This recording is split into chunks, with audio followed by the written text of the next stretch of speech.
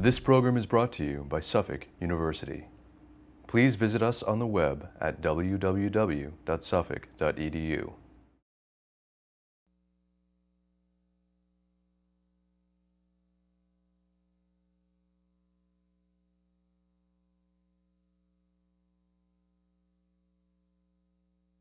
Good evening. My name is Jack Roble, and I'd like to welcome you to a very special event tonight, the Ford Hall Forum's First Amendment Awards, honoring the Foundation for Individual Rights in Education. This event tonight is sponsored by some very good friends of ours, Plymouth Rock Assurance Company, Prince Lowell, Glovsky and Ty, the Boston Bank and Trust Company, McCarter and English, Bingham McCutcher, WBUR, and of course our partner, Suffolk University, which is now the home of the Ford Hall Forum. As most of you know, the Ford Hall Forum has for over a century conducted public, open, free lectures. We've brought together some very intriguing and thought-provoking people to discuss the issues of the day. And I urge you to go onto our website and take a look at some of the people who've participated in the Ford Hall Forum. The First Amendment Award, which we're conducting tonight, is a natural outgrowth of the mission of the Ford Hall Forum. Quite simply put, our mission is free speech.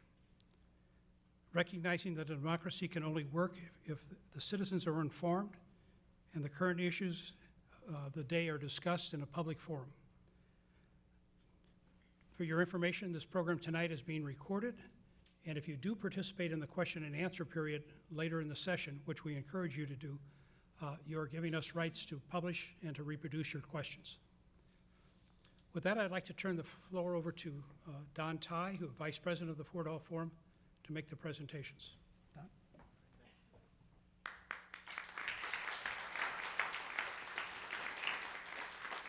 I am not getting the award. I'm giving the award, but I appreciate the applause. This award is given in the name of two individuals who were literally at the heart of the Ford Hall Forum, Lou and Evelyn Smith.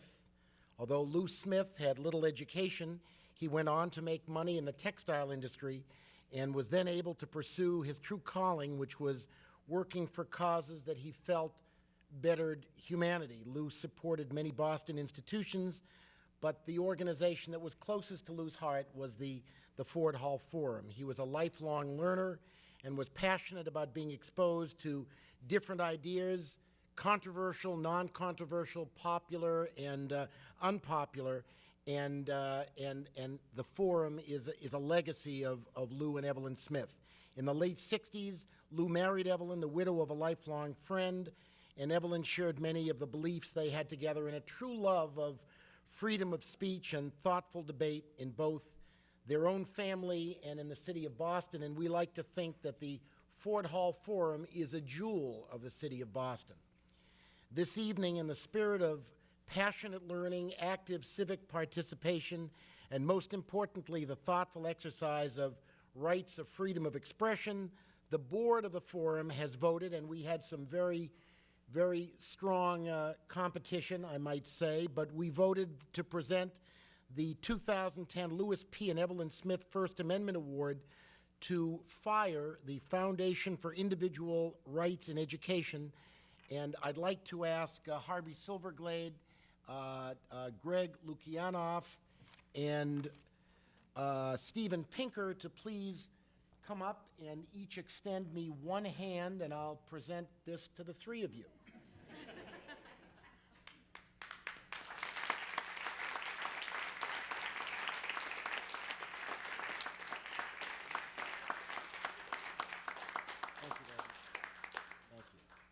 I'll let the president take it away.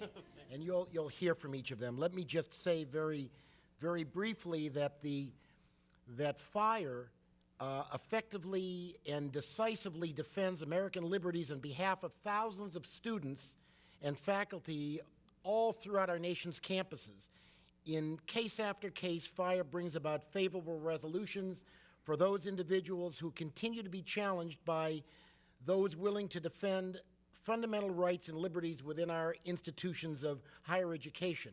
In addition to individual casework, fireworks naturally to inform the public about the fate of liberty on our campuses. There's a very lengthy article about them and about the individuals, and I'd like right now to continue this evening's event by turning the microphone over to certainly one who knows about defending rights and liberties here and throughout the country, Judge Nancy Gertner of the United States District Court. Please.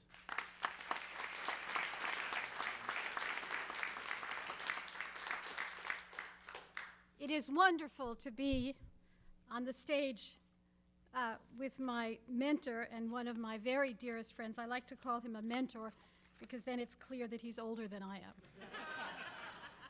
Harvey is my mentor, but we'll get to that in a moment. I'm going to introduce the speakers. In the 1970s, when we cut our teeth as lawyers, the United States had a profound and serious legacy of discrimination, the stain of slavery, the stain of the civil rights struggles, the stain of employment discrimination, gender discrimination embodied in the law. And a number of laws were passed whose purpose was to eliminate and to stop that legacy. I remember I was in Yale Law School. I got into Yale Law School in 1968 when women were there were 8 women rather in a class of 160 because there were quotas against women getting into law school. And I only got in the following year after the 8 because men were going to war and suddenly there were open slots. I remember at Barnard there were speech and conduct codes of a different sort. Barnard's speech and conduct codes in those days were intended to make certain that we married early, that you could get in and out of a cab without someone looking up your skirt. But the discrimination laws, the currency of discrimination cases, and to some degree the currency of the discrimination laws is speech. That's how discrimination is affected. And universities and employers were caught in a bind, in a hammerlock, if you will, trying to wend their way between the requirements of these important laws on the one hand and that very critical amendment, the First Amendment, on the other. One way of looking at FIRE and the work that it has done is that its mission has been to help force, cajole, pressure universities to navigate between those shoals, discrimination law on the one hand and the First Amendment on the other. The first speaker, I did research on him. I do research. And he appears to be a phenomenon. Steve Pinker is on the board of advisors of FIRE. He's a Harvard College professor and Johnstone Family Professor of Psychology at Harvard University.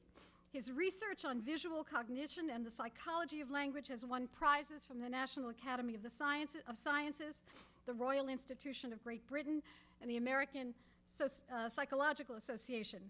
He has written rather too many books for me to recite. What I particularly like is that he's been named Humanist of the Year and is listed in Foreign Policy and Prospects magazine as one of the world's top 100 public intellectuals, and Time magazine's the 100 most influential people in the world today. Sadly, I'm 101. Mr. Pinker.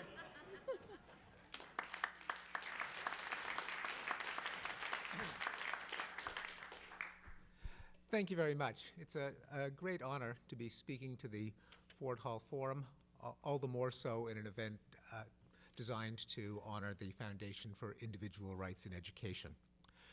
I'm an experimental psychologist. I'm interested in how the mind works, and that gives me 2 interests in the issue of free speech on campus. One of them is that I think that psychology is becoming the science that is most likely to get people exercised about issues that they feel have great moral and cosmological import. It used to be that people were deeply concerned about cosmology, whether the Earth went around the sun or vice versa, and read profound moral implications into that debate. That pretty much got settled.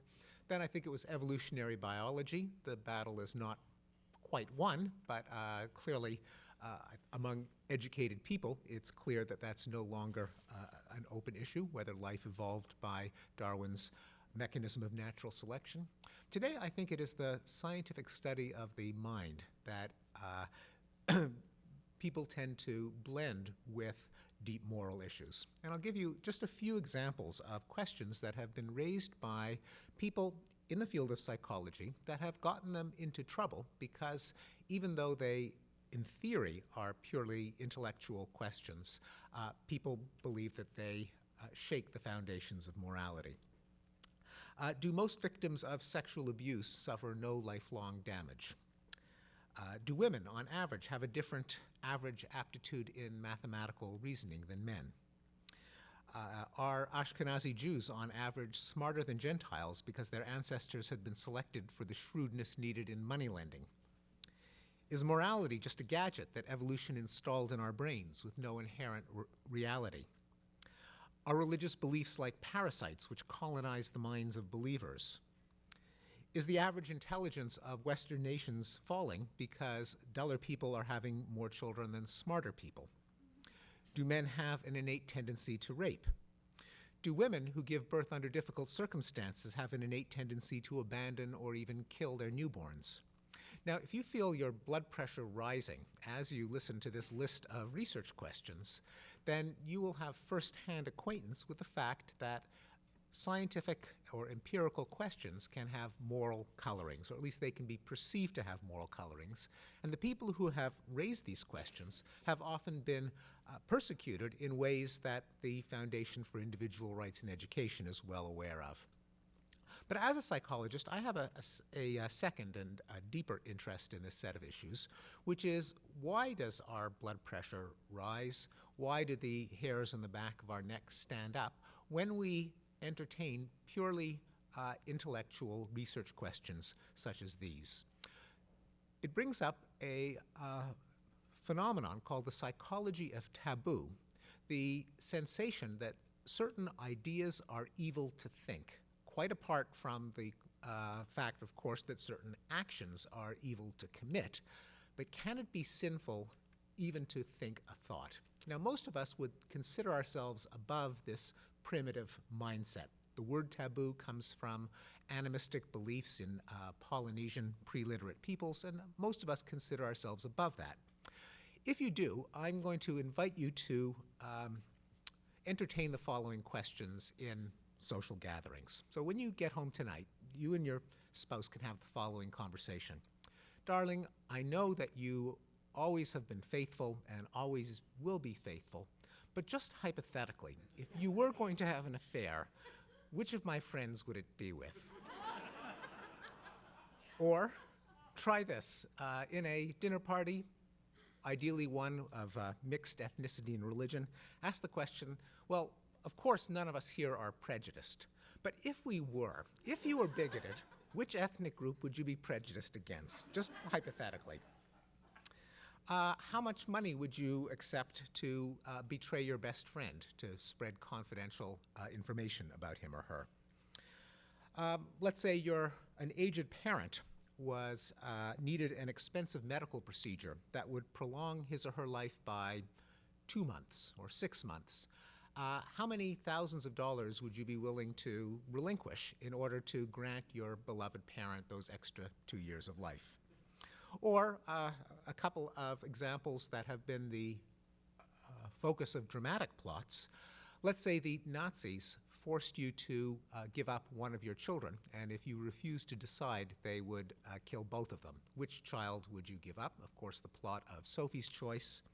Or if you were in financial dire straits and a wealthy man offered you $1 million to sleep with your wife, or with you if you're a woman, would you accept?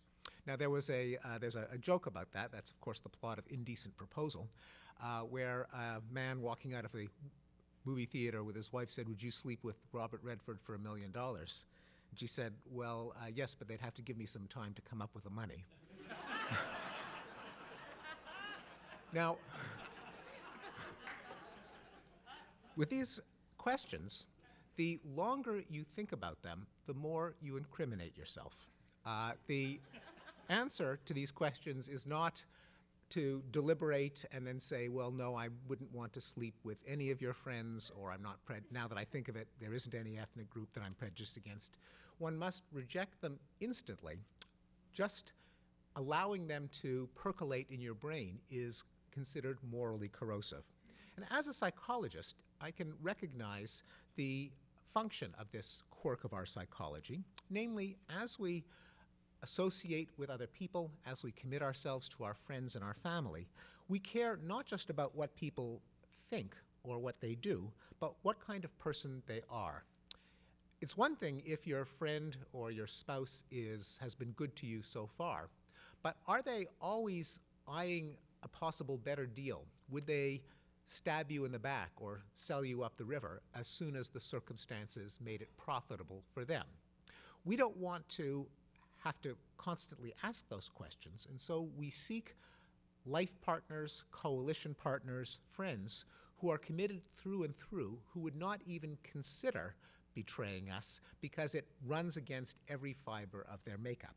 That is why there is such a thing as the psychology of taboo, and all of those questions, which theoretically should be innocent, in fact are corrosive because they require people to think exactly the kind of thoughts that they should not think if they are committed friends, allies, family members.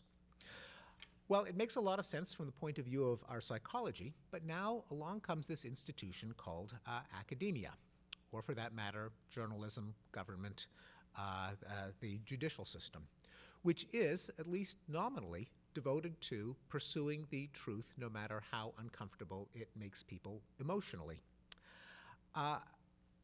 Hence, we have the often emotional reactions to purely intellectual questions in all of these spheres of activity, and the dilemma of whether in these truth-seeking organizations the right of inquiry should be absolute. That is, should we dismiss our taboo reactions as a primitive part of our psychology which just get in the way of the mission of these modern institutions of truth-seeking? Or do they deserve some respect that carries over to these formal spheres? I don't know the answer to that question in every case, but I do know that left to its own devices, human nature will be more outraged, more likely to censor, more likely to be victim to the psychology of taboo than would be optimal for the progress of human understanding. And it's for that reason that I'm grateful that we have an organization like FIRE to push back against the tendency in human nature to squelch inquiry under the mentality of taboo. Thanks very much.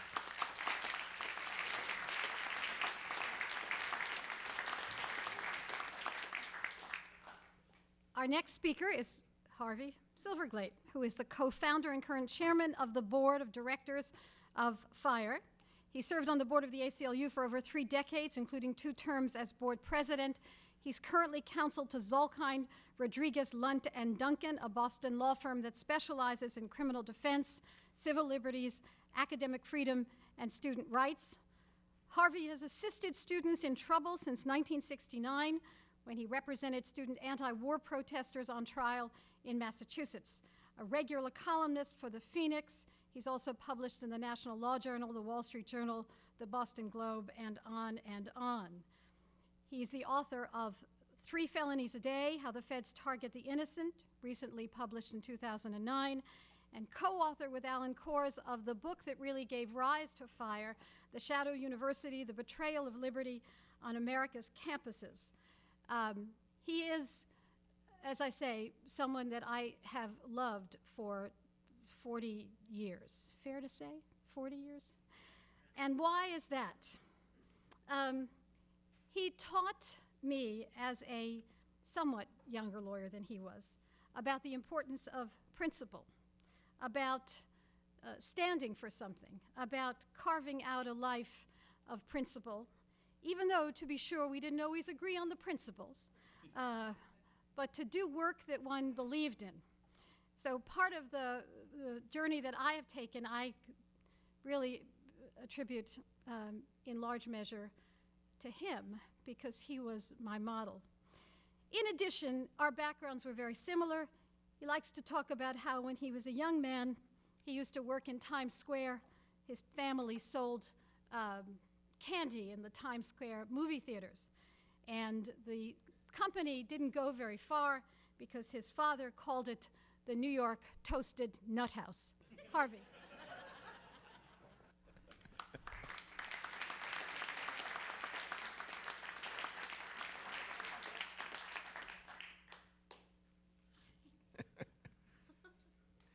It's true, my uncle used to answer the phone, Nut House. Thank you all for showing up to celebrate the Fort Hall Forum. It's a Lewis P. and Evelyn Smith First Amendment Award, and this year's recipient, the Foundation for Individual Rights in Education, or FIRE. And I have to admit that I've always wanted to shout fire in a crowded theater. And finally, I've had the opportunity, for which I thank you, the folks who showed up in order to make it a crowded theater. And I thank my dear friend Nancy Gertner of, I think it's 4 decades or so, for her generous introduction, for what she said and for what she mercifully did not say. I've been a member of the Fort Hall Forum my entire professional life, and I've come to respect it as the rare civil liberties organization that has meticulously supported free speech in all situations and on all points of the ideological spectrum. And for this reason, this award to FIRE has special meaning and resonance for me. When Alan Charles Kors and I authored 1998, The Shadow University, The Betrayal of Liberty on America's Campuses, we did not have the slightest idea that the book would spawn an organization and indeed a movement to restore free speech, free thought, and due process to higher education. And when a year later we co-founded FIRE, really as a matter of self-defense, because we could not remedy and deal with all the phone calls we were getting from students and professors who'd read our book and realized that there might be help on the way, we could not have imagined what that organization would become. There is, of course, a sad side to FIRE's longevity. When Kors and I co-founded FIRE, I thought it would be a rather short-lived undertaking. Why? Because our message and our mission carried such a powerful logic that surely it would take only a few short years before we succeeded in our goal of restoring liberty and procedural decency in the academic world. After all, how could it be that an American college student or professor could be punished for uttering words and ideas that others, usually administrators, but sometimes other students and teachers, found offensive or inordinately challenging? How long could disciplinary tribunals continue to exist where students have virtually no chance of demonstrating their innocence, nor that facts are stubborn things and that facts actually matter? How long could our colleges and universities continue to promulgate vague codes and operate kangaroo courts that would make George Orwell and Franz Kafka blush? The answer, which became clear as we celebrated FIRE's 10th anniversary last year, is that restoring liberty and decency on our campuses is a long-haul undertaking. I'm hopeful that I will live to see the day when FIRE is no longer needed. I don't know how long this will take, but I do want to report that I'm taking good care of myself in order to improve the odds that I'll be here to celebrate FIRE's dissolution. And I pledge that's one party that I will attend. Why is FIRE's mission such an important undertaking? For one thing, education has its own value. Freedoms of speech, and thought, and conscience are their own imperative.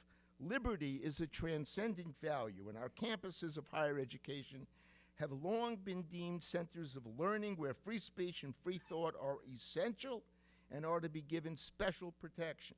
And so liberty on campus is something we should fight for no matter the consequences. Indeed, without resistance from supporters of liberty, campus administrators can be counted on to move from merely censoring what students may say to insisting that students adopt and mouth acceptable points of view even if the students don't believe what they are saying. Let me tell you one of my favorite stories to emerge from my book tour more than a decade ago promoting the Shadow University. I appeared live on a talk and call-in program on Minnesota Public Radio. It was hosted by a locally well-known moderator who expressed considerable skepticism of my book and suggested that the campus horror stories I was telling were gross exaggerations that were giving undue aid and comfort to politically conservative critics of liberal campus administrators.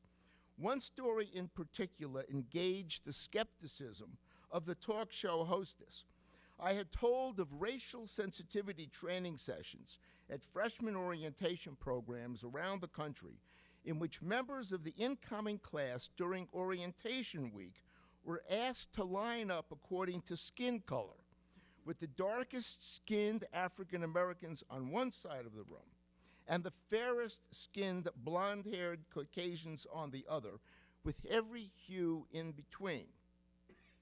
Each student was then instructed by the facilitator to explain to his or her newly introduced classmates, mind you, this was freshman orientation, how his or her skin color had been thus far in life either an advantage or a disadvantage. The political point was that in a racist society, race is destiny. This may or may not be true, of course, but it is a question to be studied and debated. I said on radio, not a required political belief for students to mouth upon being instructed to do so.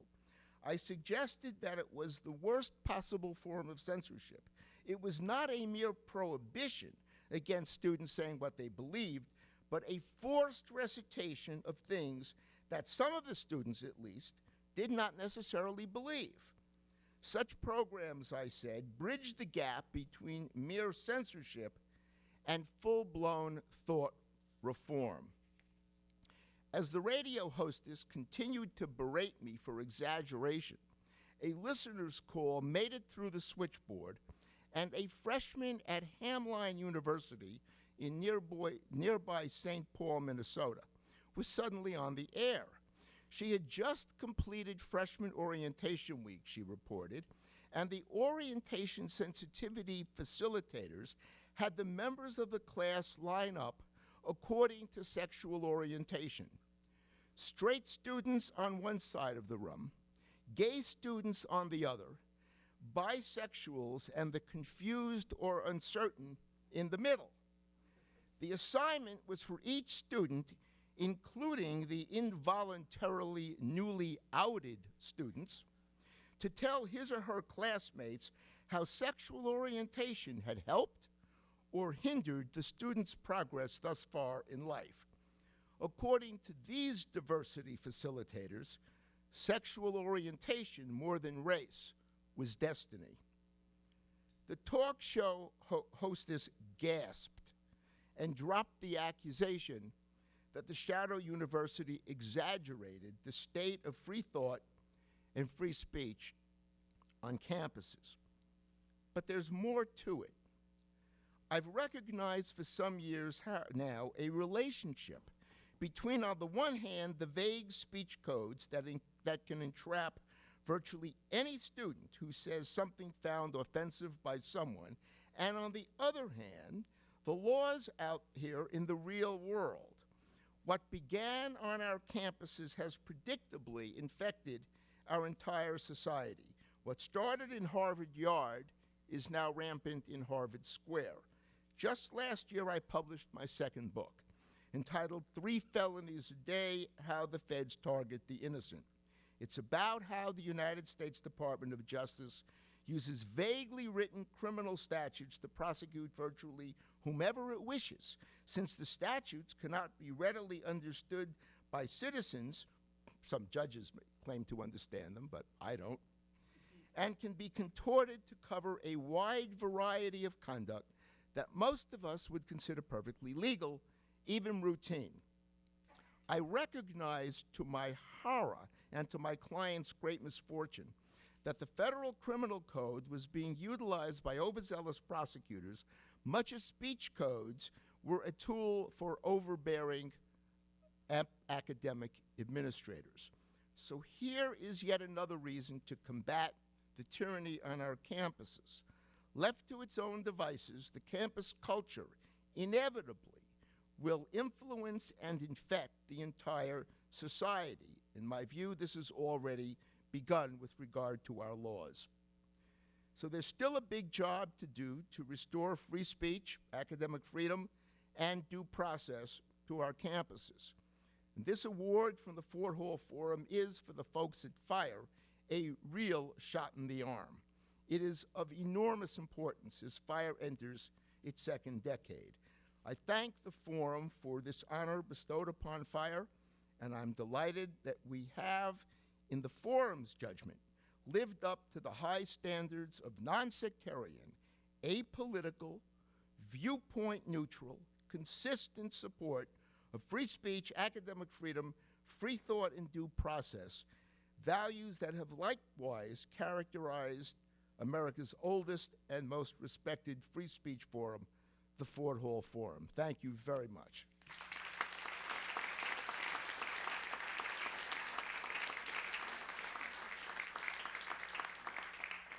Our final speaker is Greg Lukianoff. Did I pronounce your name right? Okay. President of FIRE. He's been with FIRE since 2001 when he was hired to be the organization's first Director of Legal and Public Advocacy. He's a graduate of American University and of Stanford Law School, where he focused on the First Amendment and constitutional law.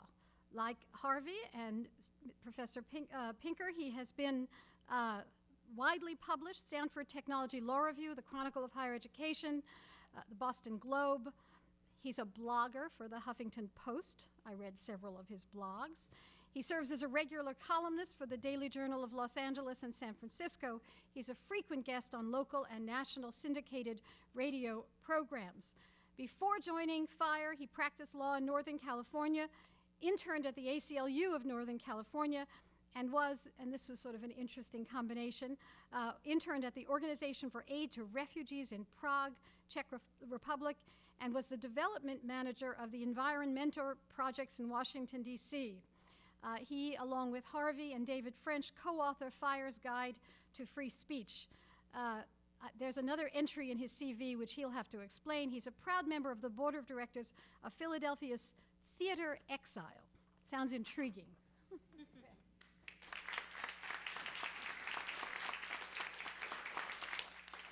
Yeah, I'm on the board of directors of Theater Exile.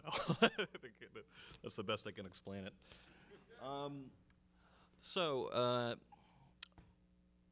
When I went to law school, I took every First Amendment, human rights, and public interest lawyering class at Stanford offered.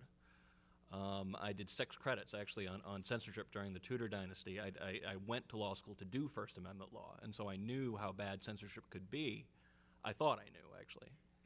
If you told me that I was going to be dealing with the kind of cases I deal with on an almost daily basis at FIRE, I probably would not have believed you. But, you know, I'll give you some examples. Now, these come from what we call our red alert list. These are the universities where we haven't won, where the university hasn't backed down, and where we're still actually trying to get the university to do the right thing. So the first on the list is Bucknell University, where about a year ago students were stopped from having a protest of the Obama stimulus plan by handing out monopoly money called Obama bucks. They were stopped. They were claimed this is commercial solicitation, but of course it's political protest and they're handing out monopoly money. University has not backed away from this decision. Tufts University, actually a particularly insidious case, this is a case where during Islamic Awareness Week on campus, a conservative newspaper thought that they were giving an overly rosy depiction of Islam.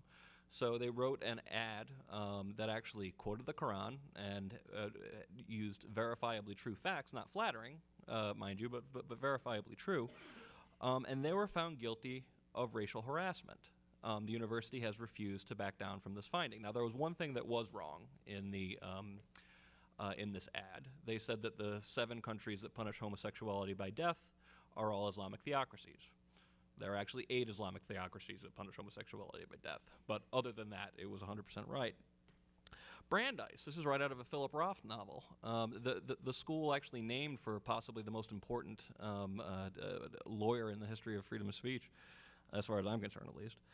A Latin American studies professor was actually found guilty of racial harassment without a hearing for explaining where the term wetback comes from and criticizing its use, but he had to use it in order to criticize it. He was found guilty of racial harassment. Brandeis stands by this. Michigan State University, also on our red alert list, a student wrote several of her professors in a very respectful email explaining that she was angry that they had cut down the semester by several days, and she basically wanted her money back. She was found guilty of spamming. The university has made it clear that if she ever tries such political advocacy again, she will be punished. And Johns Hopkins University, which after a impolite Halloween invitation, decided to pass a rule against students being quote-unquote disrespectful. Some cases that we did win, but just still blow my mind. Indiana University, Purdue University, Indianapolis. A student employee was found guilty of racial harassment for publicly reading a book. This was only 2 years ago. The book was called Notre Dame versus the Klan. It's a book actually about the defeat of the Klan in a 1924 riot, and it has a picture of a demonstration, a Klan demonstration, on the cover. So, literally judging a book by its cover, they found this student guilty of racial harassment because the pictures made people uncomfortable. They chastised him for reading, quote, reading a book on a racially aberrant subject. Again, this is about the defeat of the Klan in a 1924 riot. Amazingly, that took a combined effort of FIRE, the ACLU, and the Wall Street Journal to actually get the university to back down. And this is a public university. You don't have to be a First Amendment scholar to know that this is laughably unconstitutional. Valdosta, a university where a student was actually found guilty, he was found to be a clear and present danger for putting a Facebook collage up protesting a parking garage. The university president had somewhat pathetically referred to the parking garage as part of his quote-unquote legacy. So the student actually made a collage referring to this as the President Zachariah Memorial Parking Garage. That was, the university claimed that was a threat upon the president's life. They slipped the note under his door and said that he had to get mandatory psychological counseling, but that he was also expelled. Just absolutely amazing. That lawsuit's going on. So meanwhile, we also have speech codes. People can be blamed for believing that speech codes went the way of the dodo because there were, no fewer than 5 decisions between 1989 and 1995 declaring speech codes unconstitutional. And I think collectively, and some legal experts did the same thing, said, oh, well, thank goodness that's over. We have a full-time lawyer on staff, constitutionally trained, who actually evaluates speech codes across the country. And so it's a little bit of a tedious job, but it has to be done. And we found that 71% of universities maintain what we call red light speech codes, which, to put it simply, is laughably unconstitutional. But I'll give you some examples. Texas Southern University bans attempting to cause, quote, emotional, mental, or verbal harm, which includes embarrassing, degrading, or damaging information, assumptions, implications, and remarks. The code at Texas A&M prohibits people from violating the rights to respect for personal feelings, and I love this one because it just sounds so British, and freedom from indignity of any type. Fordham University, for example, prohibits using any email message to, quote, insult or embarrass, while Northeastern University, Nat Hentoff School, tells students that they may not send any message that in the sole judgment of the university, that's a quote, is annoying or offensive. But the codes that remain, the most common codes, and understand that these are the codes that were overturned between 1989 and 1995, are vague racial and sexual harassment codes. I think they rely on racial and sexual harassment codes because people are so sheepish about challenging them, and that's why you end up with ridiculous things like this. Murray State University, for example, bans displaying sexual and or derogatory comments about men, women on coffee mugs, hats, clothing, etc. I have to admit I would really like to see the coffee mug that caused that to get in the policy. The University of Idaho bans communication that is, quote, insensitive. New York University prohibits insulting, teasing, mocking, degrading, or ridiculing another person or group, as well as inappropriate comments, questions, and jokes. Whereas Davidson College sexual harassment policy still prohibits, after being made fun of by fire for a decade almost, the use of, quote, patronizing remarks, including referring to an adult as a girl, boy, hunk, doll, honey, or sweetie. It also bars comments or inquiries about dating. I'm not really sure how you date without either commenting or inquiring about it, but apparently you're not supposed to at Davidson. Now, of course, there is skepticism about our number, 71%, but this is one thing that I'm proud to say. So far since 2003, there have been 16 challenges, I think actually at this point maybe 17, to codes that we have dubbed red light codes. 100% of them have either been withdrawn or defeated in court. You don't really end up, thank you. So, but I feel like I spend most of my time actually trying to convince people that this stuff is happening at all. And it leaves me wondering what exactly has happened. When the water buffalo incident happened back in 1993, one of the things that led to the writing of the Shouting University, a student yelled out his window, "Go home, you water buffaloes," to a black sorority that had been serenading, as in singing loudly at 3 o'clock in the morning at Penn. That produced national outcry, the international outcry. Gary Trudeau and Rush Limbaugh both agreed that this was ridiculous. There was absolute unanimity on how absurd this is. Meanwhile, I have a case where a guy gets in trouble, gets found guilty of racial harassment for publicly reading a book, and it barely produces a national shrug.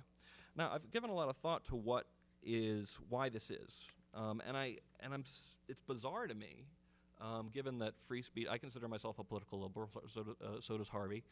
That this increasingly gets treated as a quote-unquote conservative niche issue, as if this is not of concern to everybody in the country all at once.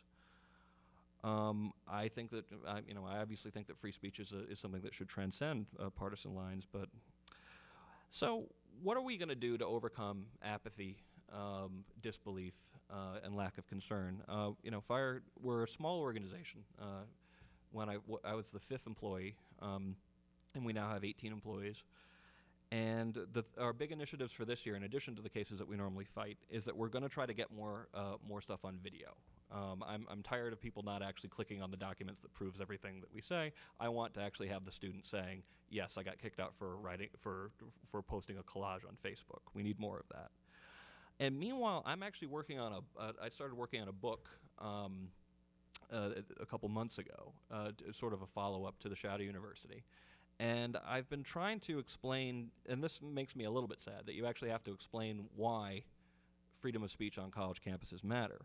Now, initially, what I was thinking of calling the book was Unlearning Liberty, which I see students all the time. They're surrounded by speech codes. They get terrible, terrible examples from their administrators. They know stories of people who get in trouble for opening their mouths. And I believe that a lot of them have come to believe that censorship isn't just not wrong, it's a romantic end. It's something that good people do.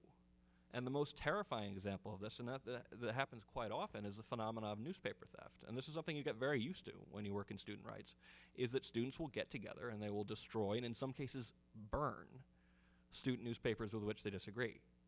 Actually, I think it was just 2 weeks ago where a coach at Texas A&M actually complimented the football team for going out and destroying a run of a student newspaper that said something critical about the football team. And my feeling, my deep belief is that when this generation that actually believes that censorship can be a romantic end eventually gets to lead this country, that the very underpinning of our pluralistic multicultural society will be threatened. But then I start wondering, but what's actually happening now? I mean, censorship on campus has been going on for quite some time. This is, it really stepped up a lot in the 1980s. So I wondered, what would John Stuart Mill expect to see if the educated leaders of our country actually grew up in, or were educated in an environment where you could actually be punished for dissent? And I thought about it. Well, you would imagine that it would be a hyper-partisan society where people don't listen to each other at all. They tend to hold their political beliefs as rote formulations. They try to prove the emotional truth of their arguments without being very critical about what they are. They don't really understand why they hold their arguments. They just know they're on this side of the political fence. It sounds a lot like the society we live in my opinion. I think, and I'm not saying that the degradation of American dialogue is exclusively the fault of higher education, but what I am saying is that the university should be our great hope to overcome this oversimplification, these painful certainties, and it's failing, and it cannot function as a sophistication machine if people have to fear being punished. So that's actually what I'm going to be working on. My email is greg@thefire.org. I always give that out because I always want to hear people's thoughts and reactions and hear their stories. And we really and we deeply appreciate this award. And feel free to write me. Thank you.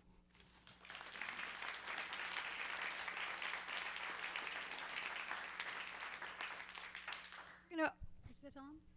We're going to open up to questions momentarily. People can go by the mics on either side. I have an opening question.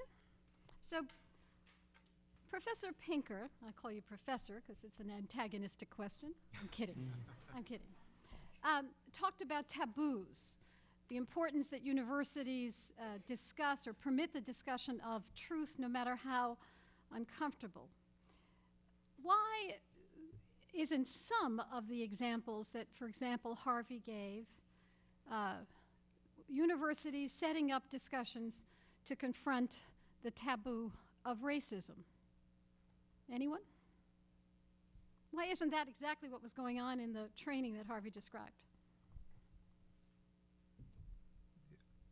Is racism is a taboo? You can't discuss it? Someone who was, sort of pro-racial, profiling pro-racial differences, and this was confronting one's feelings about it and one's taboos. Well, if there was an open discussion on questions like ought there to be racial profiling using the statistics of racial or national groups to direct resources of police or Homeland Security attention, it seems to me that that's a kind of discussion that ought to be held. It strikes me that these exercises are not directed to probing the costs and benefits, either moral or practical, of those problems. My understanding is that the objection, and maybe Greg and Harvey can speak to that, is that they are intended to indoctrinate students in only one correct opinion rather than to put these positions under a spotlight and examine their merits. But if it was to examine their merits, then it's not clear that that above all should be a mandatory exercise for every freshman, but if it was the subject of a seminar, it sounds like a perfectly appropriate thing to be discussed in a university. And that is actually what we object to, is when it is a mandatory program that actually requires you to, I'll give an example of what we would call thought reform. Michigan State University used to have a program called Student Accountability and Community. Sounds nice. It was developed by the domestic violence branch of the faculty at MSU, and designed to actually root out aggressiveness on behalf of all students. So the kind of thing that would get you mandatory SAC training was, the examples they gave was a girl who got in a fight with her boyfriend and slammed a door, someone who was rude to a receptionist, and they had to sit down with a not an actual psychological counselor, and they had to explain what they did. So they gave the example of the person who was rude to the receptionist. The first thing that he said was, I was rude to the receptionist and I shouldn't have been. That wasn't the right answer. Then they gave him the wheel of empowerment, and they asked him to circle, or actually the wheel of disempowerment. They asked him to circle what privilege he had actually violated. And the goal was to actually get you, after 4 sessions that you had to pay for yourself, that you also that you would be kicked out of if you did not attend, to say it the way they wanted you to say it. And then you got the wheel of empowerment, and then you had to circle things, and it was just bizarre, some of the things that they actually were implicating in it. And the correct answer was apparently that I felt entitled to be in the dormitory, and that was wrong. That was the answer that got you out of pseudo-psychological counseling. Now, as bad as censorship is, it's much worse to tell people what they must say. And that's what we object to. Mandatory programs that actually require you, and it's even worse to tell people tell you what you must think.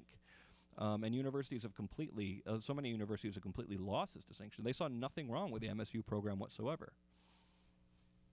You want a question? Is there a question? Yeah.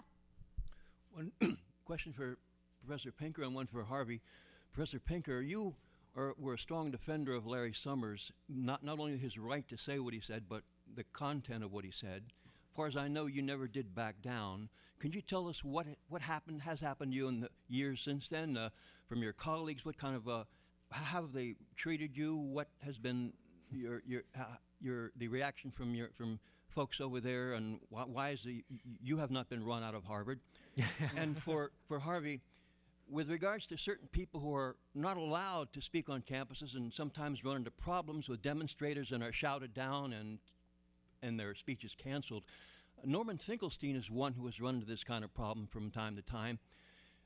Not long ago, somewhere in this area, although he is scheduled to speak at Harvard very shortly, I do believe, have you risen to the defense of Mr. Norman Finkelstein, the Holocaust contrarian, who some think is an outright crackpot, but you have described as a Holocaust historian? Have you had cause to rise to his defense? I'll answer briefly. Of all of the kinds of suppression of free speech and harassment that we've become familiar with, I would have no right and would never dream of complaining about treatment that I have received. My colleagues have been perfectly courteous, and I've been the beneficiary of I think, an extraordinarily free system of debate and discussion. So I'm not complaining about that.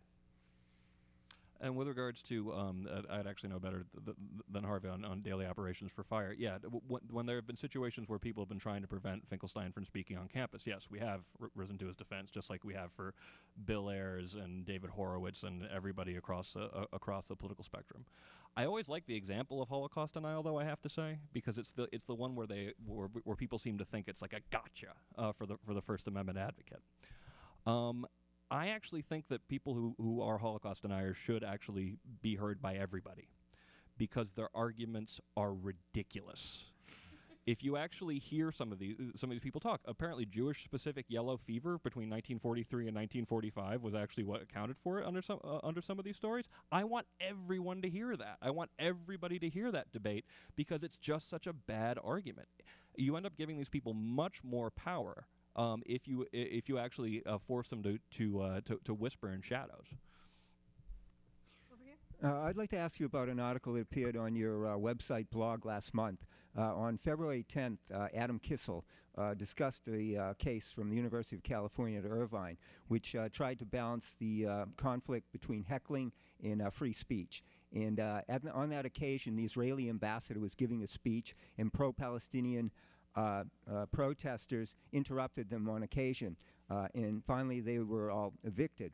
Now, the report that we got on your website from Alan Kissel reports everything from the vantage point of quoting an organization, an off-campus pro-Israel advocacy organization called Stand With Us.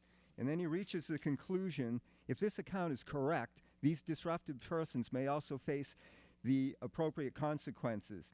And he goes on to say that failing to punish offenders appropriately is likely to threaten the free speech of future speakers by effectively condoning a quote-unquote heckler's veto through disruptive actions.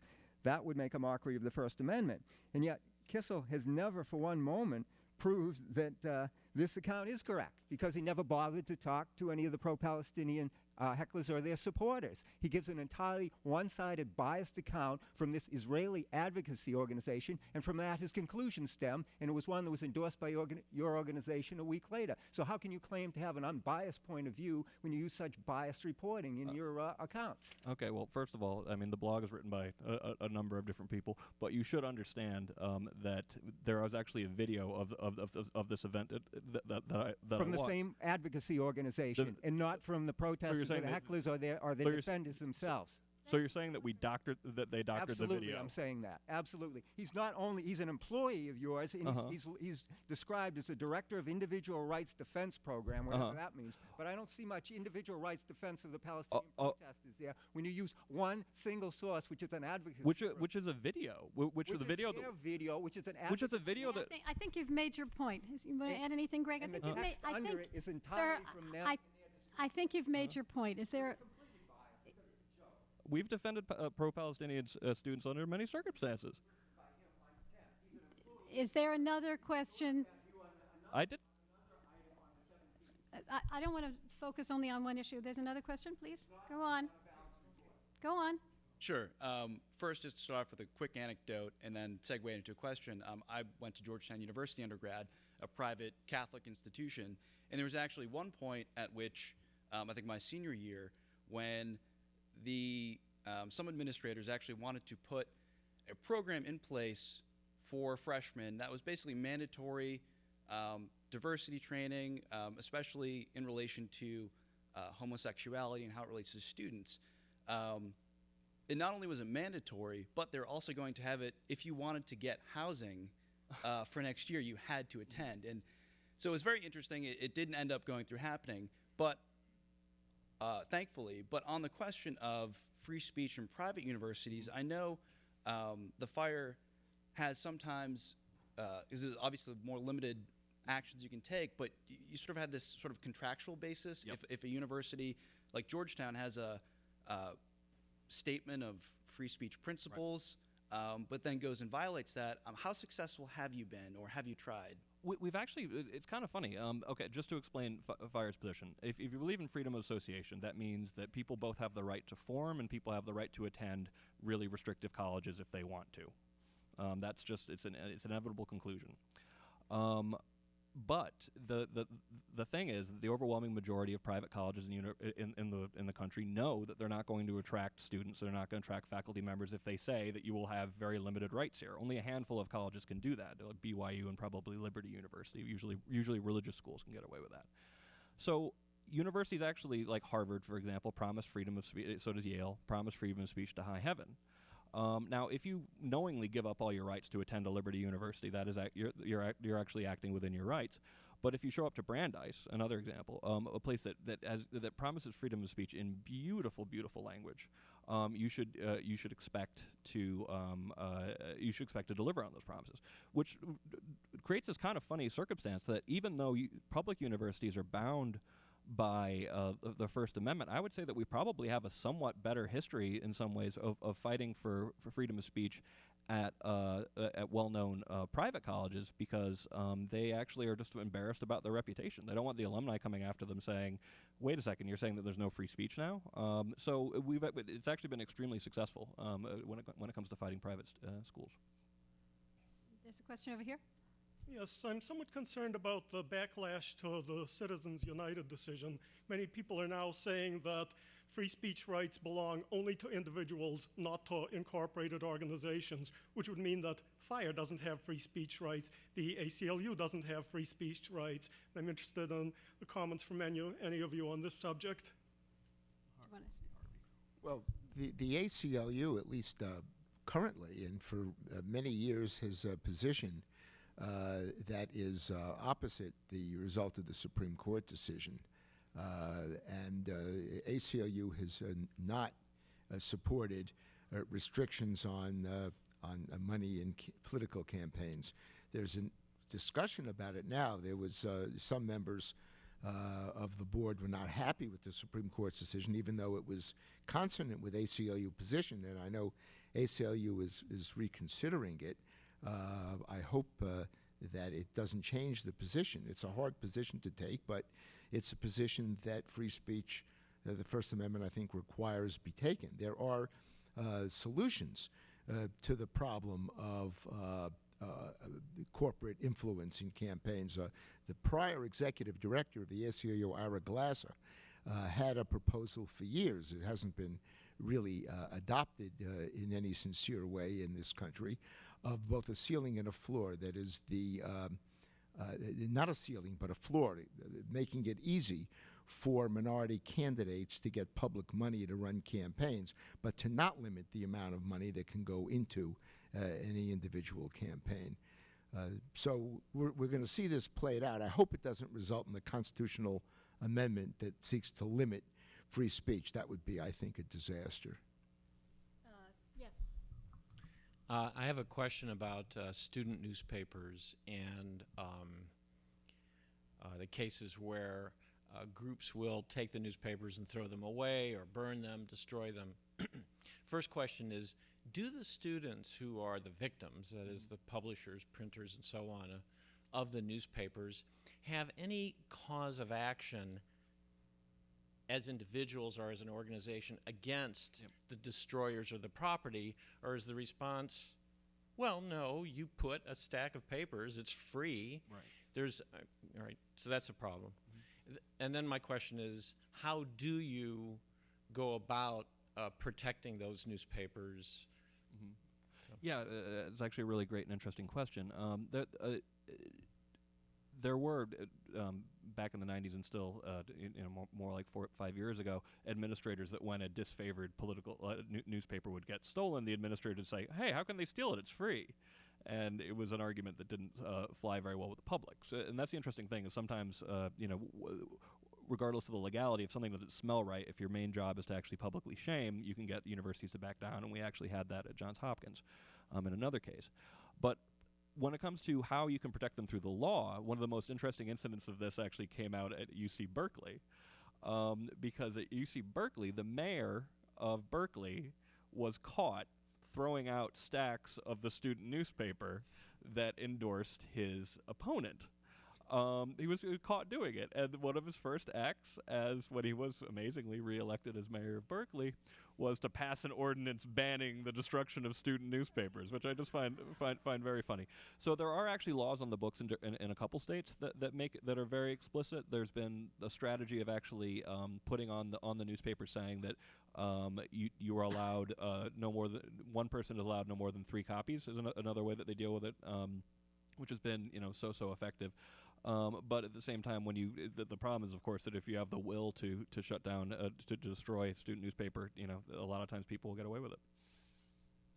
Thank you. Hi, my name is Jeff Stone. I'm a dialogue facilitator. I facilitate dialogues amongst racially diverse residents, between police officers and teenagers, and I use ground rules for respectful dialogue. And with those ground rules, we have very spirited and very productive discussions. You 4 panelists, you're abiding by my ground rules tonight. You're being civil. You're not using profanity. You're sharing airtime very nicely. Okay. So my question is, what are appropriate ground rules or expectations on campus, if any, with regard to, let's say, bullying? Because bullying is in the news in Massachusetts right now. So let's say bullying others, fellow students, on the basis of race, religion, ethnicity, sexual orientation, for example. And what if such norms of civility are violated? What does the campus do? Just to start out, I know Harvey has some strong feelings about bullying legislation. I tend to agree with Mill that civility is usually what people call someone being uncivil with an opinion they disagree with, as opposed to uncivil with an opinion they agree with. We see civility arguments used, and it's when you're a First Amendment lawyer, it becomes very disappointing how. But he was asking a different question. He was asking, what rules would you recommend to govern that kind of discussion? Are there no rules at all on campus, or no expectations and no enforcement in any way? Not what is bad, but what would you recommend to govern that kind of discussion? Okay. Or to at least be particularly if you're talking about a classroom setting, for example, if you're talking about something like that, we defend the rights of professors to actually have great power over their classrooms. Academic freedom actually demands it. What we found interesting is that we're not talking about ground rules for discussion. We're talking about people in their own dorm rooms, in their own discussions with each other among their own friends. That's what I'm talking about, campus life in general. I think the normal limitations that of freedom of speech that you see But you can't make people be nice. And partially because as soon as you have to start, and that's what I was trying to get to actually, is that if you actually have to tell people who's going to decide what nice is, and it will get used to shut down the people who have dissenting opinions. Frankly, I think it tends to get used to shut down people who have different class expectations. If I may, these are questions which have been solved long ago in this society, but it's the solutions that have now been undone in the last 25 years initially by the campuses and now out here in the real world. What I mean by that is this. The Supreme Court, for example, has said for a long time that speech can be limited in terms of time, place, and manner. Just to give a simple explanation, if you are, there's a political campaign and you are campaigning for a particular candidate, you can take your sound truck down a street at 3 o'clock in the afternoon and you can say, vote for Joe Smith. What you cannot do is take that sound truck down that same residential neighborhood street at 3 o'clock in the morning with your loudspeaker. The problem there is not the content or the opinion of the speech. It's the time, 3 o'clock in the morning, the place, a residential neighborhood, and the manner with the sound truck. So we have rules concerning the modalities for having discussions. What happens on the campuses, however, is the content of the speech suddenly becomes prohibited. You've said something hateful, and therefore we're going to stop you from speaking and we're going to punish you. You haven't said it very loud, you haven't said it at 3 o'clock in the morning and so forth, but you've said something that is grossly offensive to people. And what we're concerned about is that campuses have gone beyond the traditional time, place, and manner restrictions and have started to censor content and point of view. That crosses a line that no free society can tolerate. So that's, I hope I've answered your question. Can I just be really briefly specific? Like if somebody is calling, using the N-word repeatedly, to black students on campus, or, a bunch of people are doing that. It's offensive, it's wrong, most of us would think that that's wrong, and it can be debilitating to that student if they're constantly hearing that in the hallways. Is that free speech? Yes, and let me tell you, it's not a realistic issue. You do not have in college dormitories people trailing other students down the hallway, yelling racial epithets at them day in and day out. This is simply not real life. But yes, of course it's free speech. Saying something that is detested by somebody else, of course it's free speech.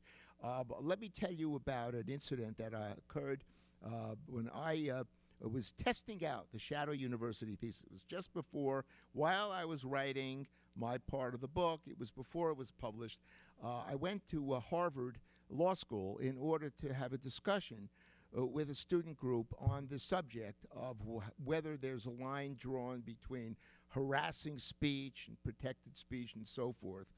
And a law student who was a first-year law student, obviously from Long Island, I can't tell a Long Island accent still, got up and he said that he would consider it perfectly okay to ban the use of the M-word in an academic setting because it would harass black students and cause them to leave the school because they were offended. And at that point, a third-year law student who was a black student at Harvard jumped up, and he was so angry. And I was wondering, what's coming now? And what he said to the white student was, look, I went to a very bad school in New York. I was plucked out of it by somebody who gave me a scholarship and sent me out of my neighborhood to a private school. I ended up going to Harvard College, and I'm now about to graduate from Harvard Law School. And I want to tell you something. And he looked the guy right in the eye. If you think that I'm going to pack up my bags and go back to the South Bronx because you call me a nigger, you got another thought coming. And that white kid melted like the Wicked Witch of the West. And he learned a real lesson. And I learned the lesson. It helped me with one of my chapters in the Shadow University. Okay. Thank you. Yeah, I want to follow up this bullying issue. if I could, just to get clarity on it. If the person who is being bullied is affected psychologically or worse, like suicide, and it's a cause that you can make a relationship between the bullier and the effect upon the person, is administration within that school system providing free speech or not to the bullier? How old are the students you're talking about? I'm talking about high school. Well, the rules for high school students are different than the rules for adults. Pick your school. There's a reason that If there's a fire- difference, you explain it. There's a reason fire deals with free speech on the college campus. And the reason for that is that under the law and under our generally accepted principles, adults have free speech and students, young students, children don't. And we're not so bold as to say that everything should be okay in 5th grade.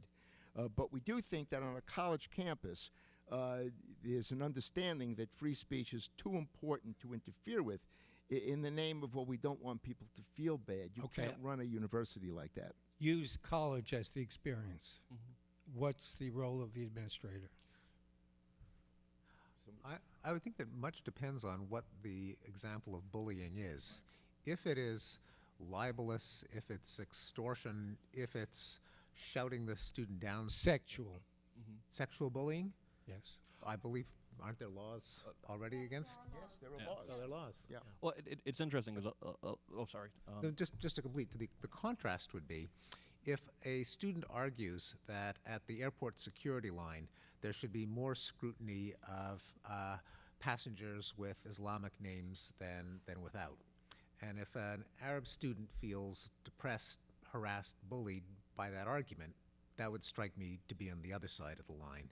So it might relate to the question of means, manner, time, and place. That is, if you're actually shouting a student down, or if it falls under these other categories, which my co-panelists can educate us about, of where the line is for legitimate restrictions on speech, like extortion, like harassment, like libel. But I would think that the university should have some ability to discriminate the expression of opinions that might offend a student versus these other categories where the line, you're approaching the line where it's no longer speech and more like behavior. I sit on several advisory boards with Professor Pinker. One of them is FIRE, and one of the others is the Secular Coalition for America. I actually didn't know you had to do anything when you're on an advisory board. It's amazing to see you actually up there working. It's great, I guess. I wouldn't want to do it. The Secular Coalition for America represents atheists, agnostics, humanists, and other free thinkers.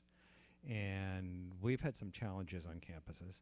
And I'm wondering if you have any stories about President Lukianoff, if you have any stories about that happening. Absolutely. It was a fun case that actually Woody contacted me about. I say fun because it was interesting and meaty. Richard Dawkins was invited to speak at the University of Oklahoma. Several state senators launched an investigation demanding all information about everything that related to what he was paid, launching an investigation of him and trying to, and at the same time the legislature was trying to pass a bill that referred to evolution as an unpopular and unproven theory, and condemning the fact that Richard Dawkins had spoken there. It was nice because I got to take a little bit of time to be more of a reporter for the Huffington Post and actually reveal this to the public, and the university didn't. The legislature didn't try anything like that again. But I do have to say, I mean, I'm not a religious person myself. I would say that I've seen a lot more cases of people who are evangelical Christians getting in trouble than I've seen of atheists getting in trouble. And this was a genuine surprise to me when I got to work at FIRE. Yes, I'm glad that some of your remarks more recently have begun to put a context onto your strong defense of freedom of speech. You've now told us that what you're principally talking about is freedom of speech within the university. which of course is perhaps the easiest context to protect it in. Although I don't think it's entirely easy. Actually, I think the example that Harvey gave about the black about to graduate from law school student saying he wasn't going to pack up his bags is an unfortunate example in a sense, because what you've got is an empowered person who is willing to stand up at that moment. And what I want to ask you about is, what about contexts, historical or otherwise, where what you've got is the powerful who are using their freedom of speech to oppress the less powerful? So we can make uncomfortable examples. Would you really support the right of white people in South Africa in the 1990s being able to go around and give speeches about how psychologically and medically and every other which way inferior black people were?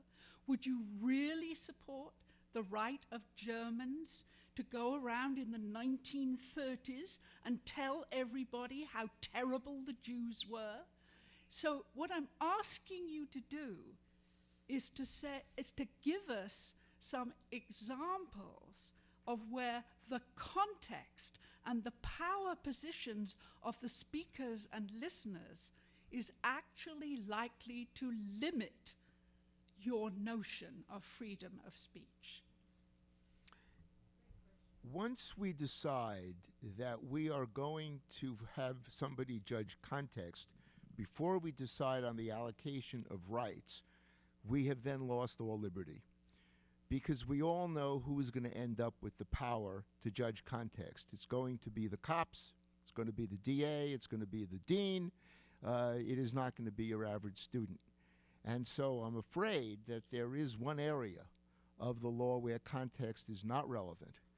There are certain limitations on free speech, time, place, and manner limitations. We unfortunately have limitations with regard to sexualized speech. I think that that's wrong interpretation, but that's where we are right now. And I do not think context, especially on a college campus. There are other arguments for the workplace. I won't get into workplace harassment law right now, but on a college campus, context is the enemy of education and the enemy of liberty. So I think I disagree with the premise of your question. I don't know if Yeah, it's something that this is actually a very common argument that FIRE runs into a lot, that the administrators use to justify their exercise of power over students, that they're somehow solving some historical evil, and therefore they should be granted the power to actually censor students. So what ends up actually happening with this is, of course, what the administrators end up doing with this power is end up censoring people that they simply dislike or disagree with, and that's predictable. So while it has a lot of emotive force to say that we have to consider context, we have to remember that we're still giving people the power to decide what the context is, and those are people in power, and they will use it to shut up people they don't like. I'm getting a sign now that we have to stop. I want to thank everyone. I'm sorry that we have to stop at 8 o'clock, and I was authorized by the power vested in me by the Ford Hall Forum to stop at 8 o'clock. Thank you very much.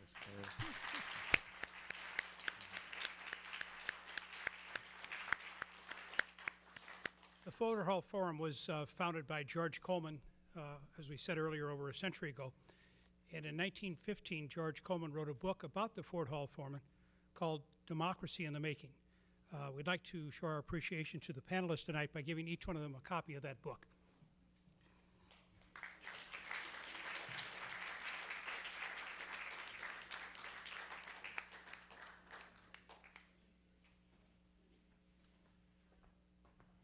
Our next presentation is 2 weeks from tonight. It's former Governor Mitt Romney speaking about his new book.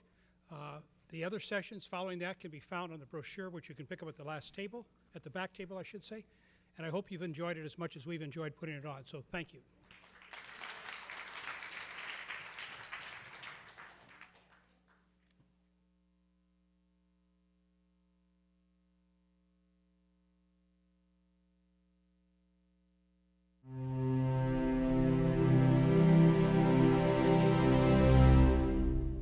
This preceding program was brought to you by Suffolk University.